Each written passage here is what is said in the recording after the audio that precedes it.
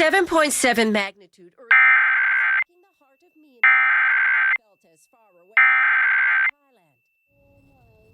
The civil authorities have issued a child abduction emergency for all of Washington beginning at 5:31 p.m. and ending at 6:31 p.m.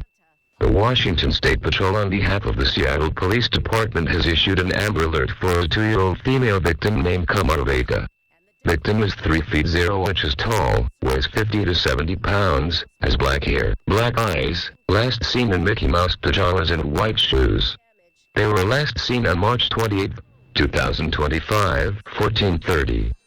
They are in the company of Yana Marks, a 47-year-old female, who is 5 feet 2 inches, weighing 115 pounds with black hair, brown eyes, wearing black jacket, gray hoodie, and black pants.